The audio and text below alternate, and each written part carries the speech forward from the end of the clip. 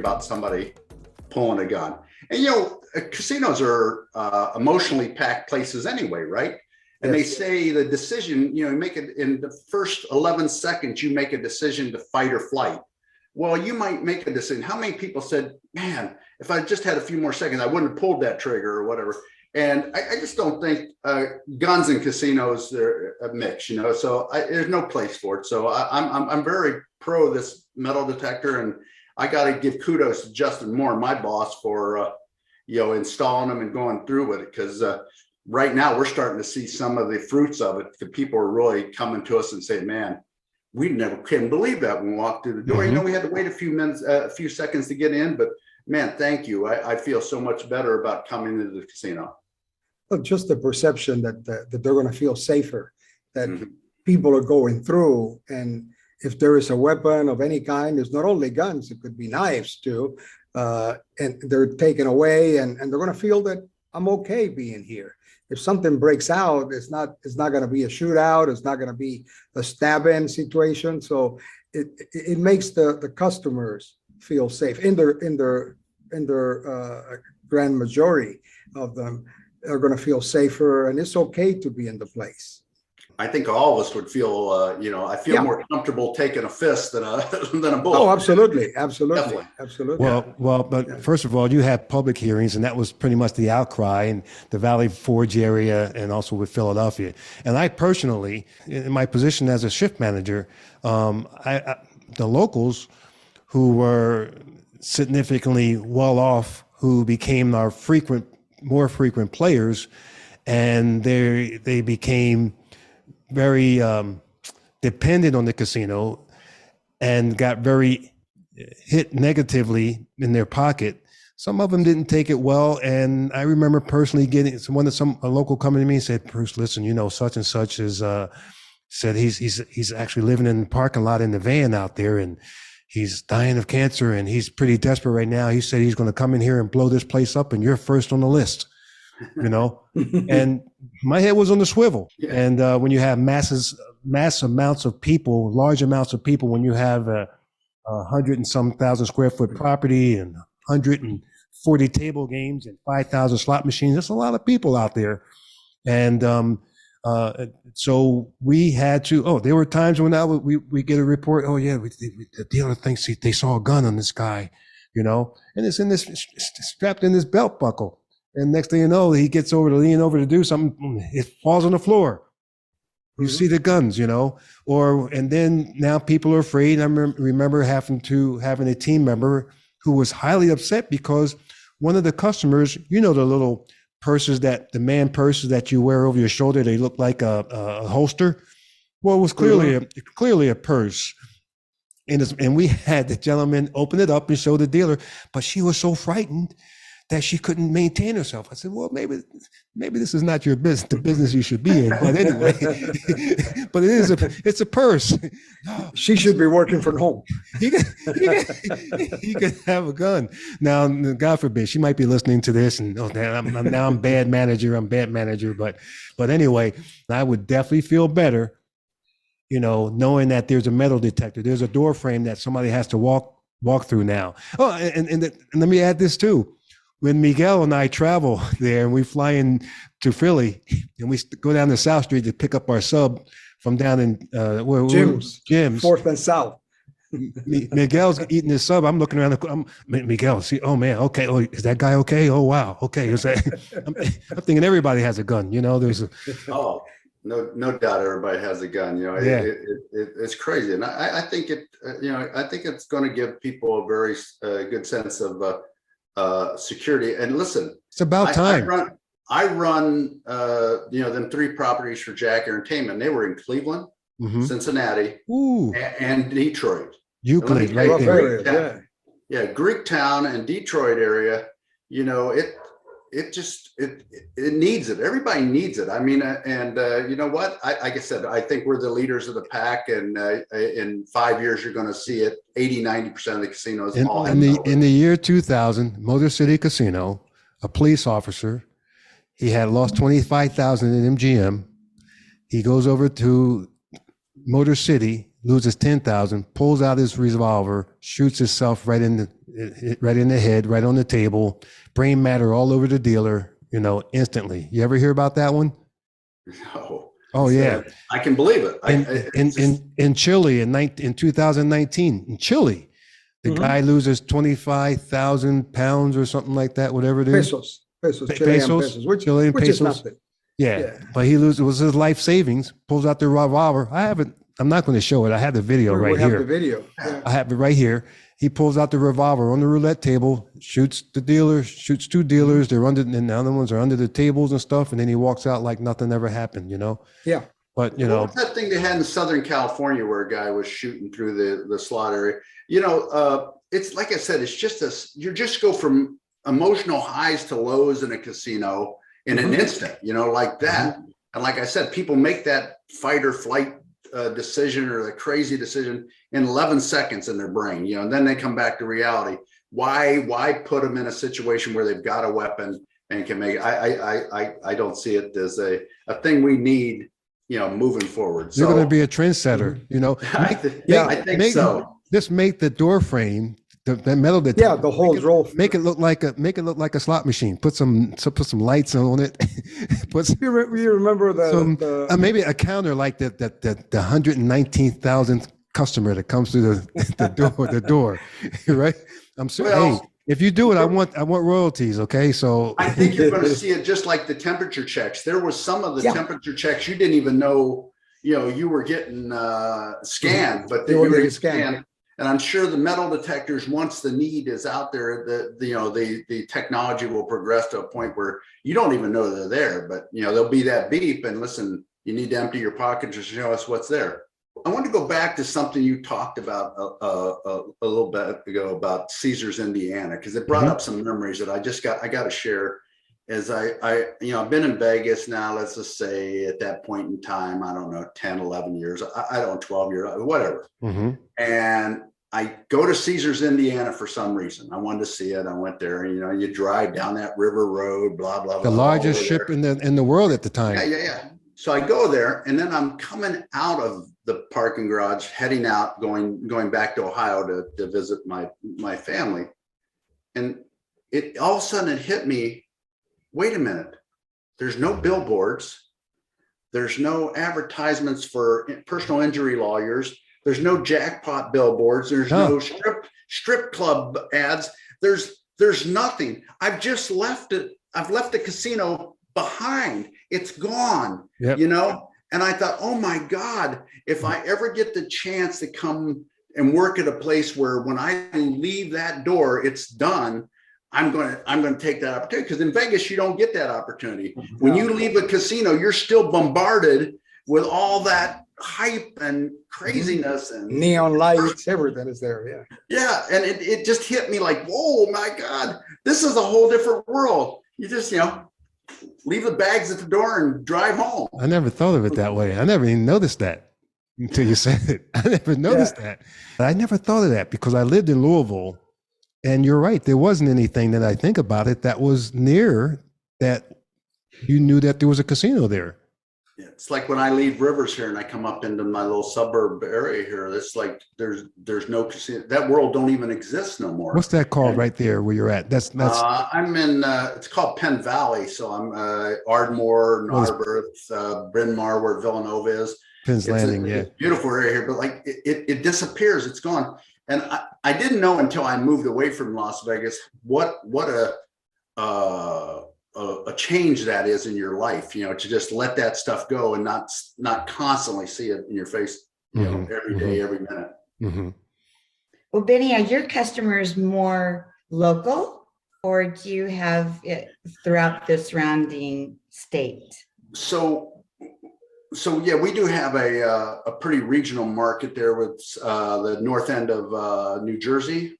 We get up. We do get some New York traffic, and we also get, believe it or not, a little bit of Delaware traffic. And we have a huge Asian population here in Philadelphia. With at Rivers, we're 2 miles from Philadelphia Chinatown. So it's a pretty reasonable, a regional, array of customers. Mhm. It'll be interesting when New York City comes online. I really don't know if that'll have that impact to us, but I know it will definitely have an impact to Parks, who draws a huge audience from New York City. Mhm. Benny, you spoke before about how tight the regulations are there in Pennsylvania. How can you compare between the other jurisdictions where you were, between Pennsylvania and some of the other jurisdictions where you worked before? Well, so you go to Las Vegas, and like, it'll just give you an idea. If I wanted to change a game from a blackjack to a pie gal, it would happen overnight. I mean, I wouldn't call nobody. I wouldn't sign nothing. I wouldn't send no emails. I'd tell surveillance, and I'd tell the count room that the box was changing, the number was changing, and it would happen, right? Now, I got to Ohio, and at first they were really very strong regulators, but they have really grown to the point of where they understand, that after 5 or 6 years of doing business, that their casinos are getting seasoned and can handle, getting loosened regulation. They're really doing a good job. But when I first got there, you had to put if you wanted to move a table, or then you had 7 days notice, then you had to get approval. And then you had to, if you had to get the layout approved, and the whole process could take you 3 or 4 weeks to get something done. Now, Michigan, same way. They were a little bit rigid, and they've starting to soften.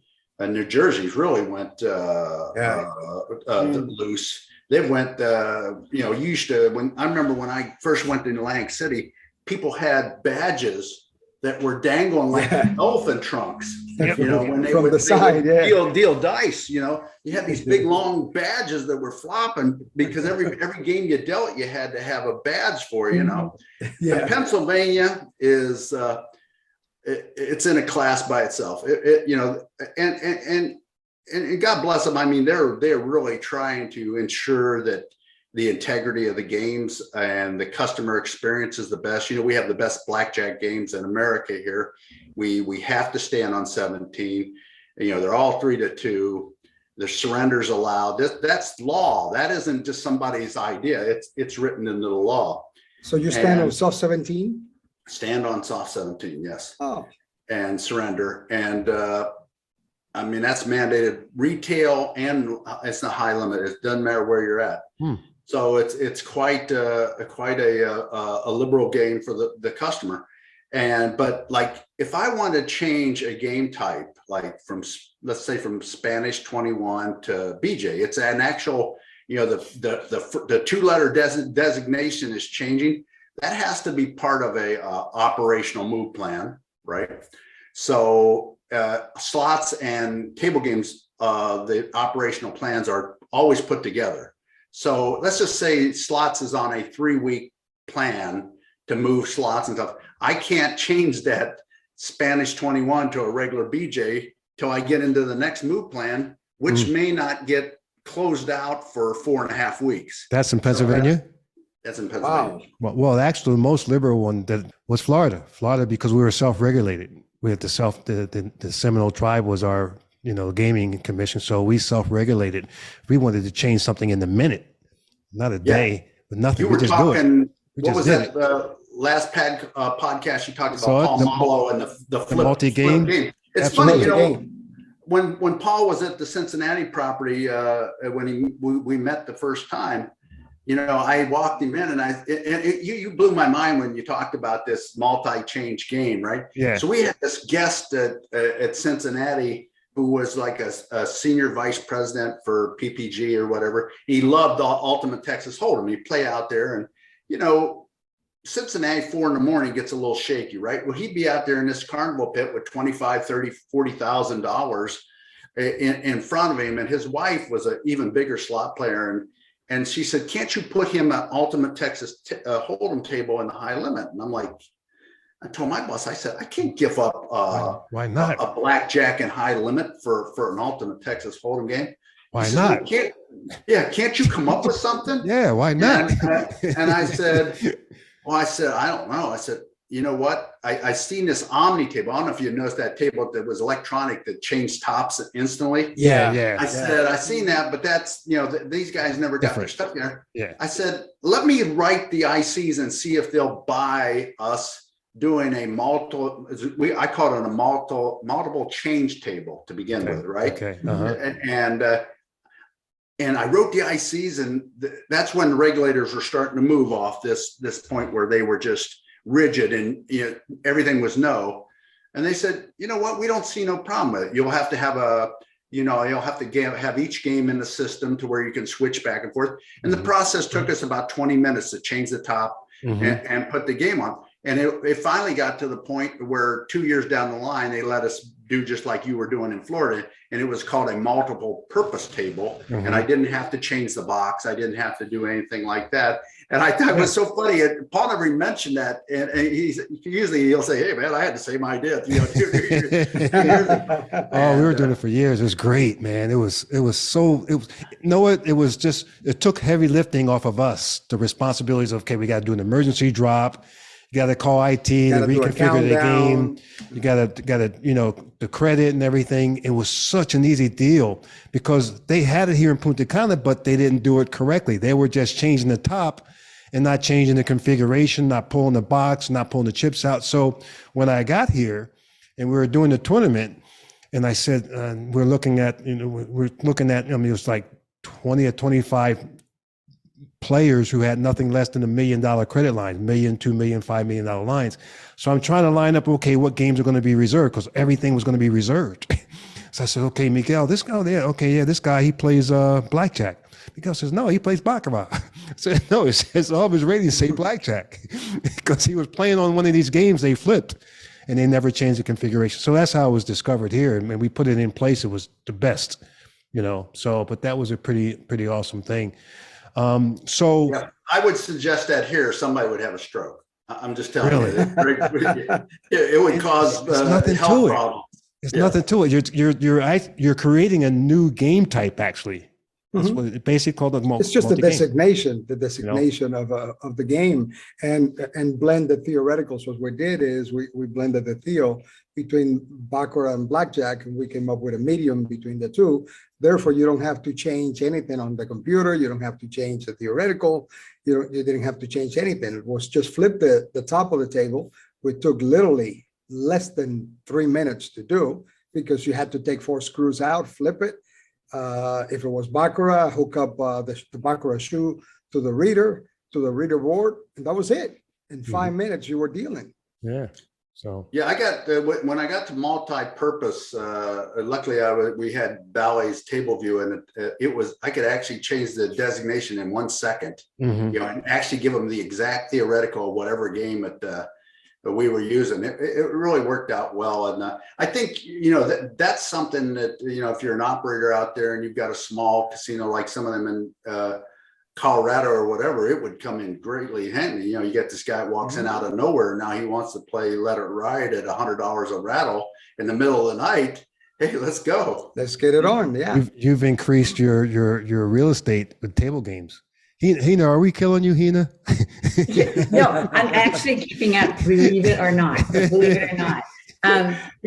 one interesting thing that Benny had said in regards to gaming, there are so many different, there are different jurisdictions, correct? So, and then you have, so let's take the state of Michigan. You have the state, which are, Greek towns and your Motor City and MGM, but then you have Native American market within that state. So there's regulatory, you have to be licensed for a state, you have to be licensed for, the Native American market. And in writing internal controls for states, such as I did for Maryland, did you, Benny, see any, I don't want to say pushback, but a little bit more of acceptance, because of the way that technology is today, it is no longer one of these, and I'm putting my slot hat on, where, okay, we had to always drop our floor every day says gaming, right? But with ticket and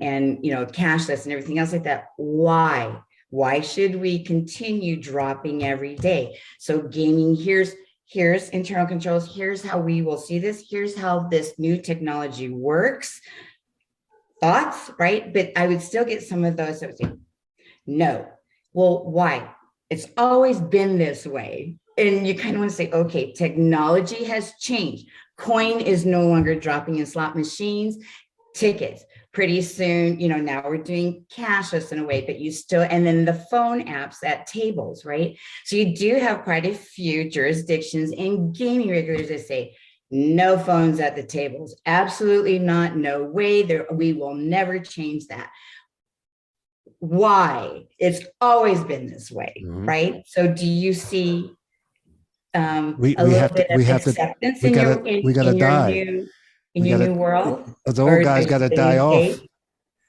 Well, you hit it on the head, Bruce. I mean, the millennials got to take over. That way of thinking is dying, and the only people who are staying with that kind of mindset are like ancient. They're just somebody that I know. When we were dealing with a jurisdiction, he said the guy was fossilized.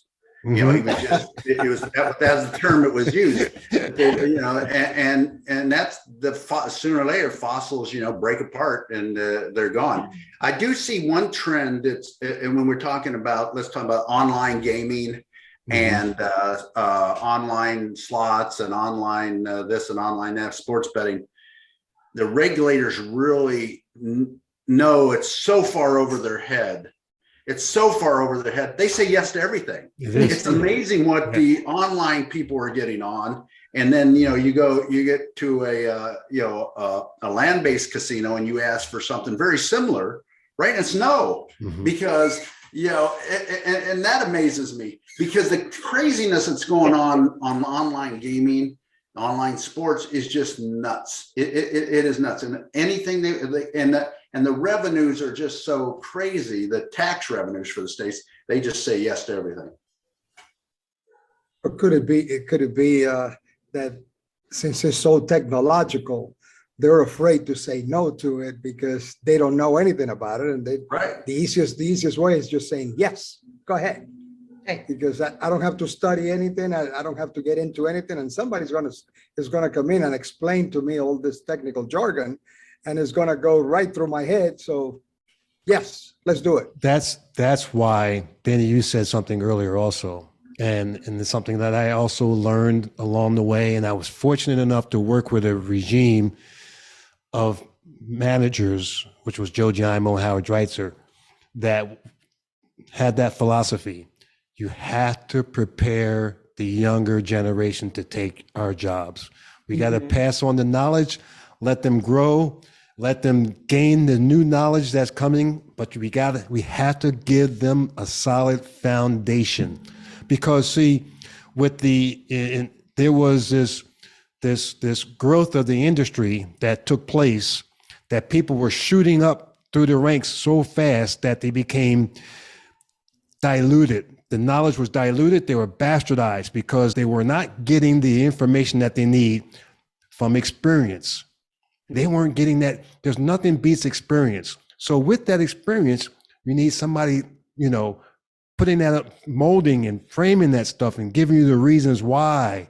Somebody kicked back a response the other day, just yesterday, Benny, about the podcast with Howard Dreitzer. Howard was giving some gems about working with some guys and the mentality and some of the things that he went through, going through.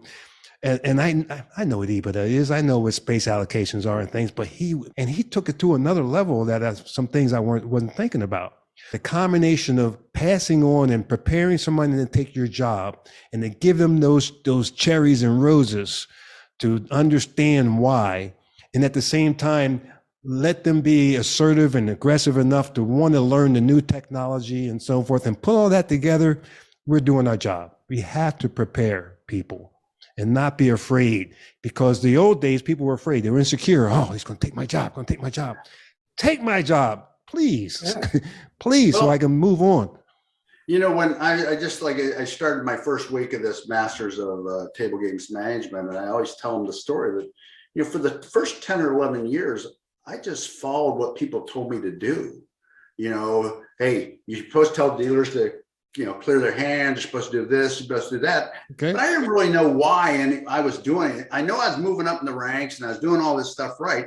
And I said, then I was lucky enough to, meet Bill Zender and start learning why this stuff worked and what the math was behind it and all that. And it was like, boom! Oh my God! It was like overnight. Like this is how it works. But that doesn't. Connected the dots. It just like instantly, right? And then I was so hungry, I fed on it constantly. I just found anybody or anything that I could do to grow my knowledge even further, But that don't happen in this world now. And if somebody don't take you by the hand and mentor you, you're never going to get it. So I was shocked. I put 10 people through this Good. Keep doing it. week, right? Keep doing it. But I asked them all what the house advantage was on roulette. How many of the 10 do you think told me that it was 5.26? How many do you think? Give me a guess. No, I would say one. probably none. Not one person. could Not tell one. me what it was. I think it's under 10. I think it's around under 10%. So that was one of the answers. I got that answer twice. And that's scary to me, because listen, we're in a business where everything has a value.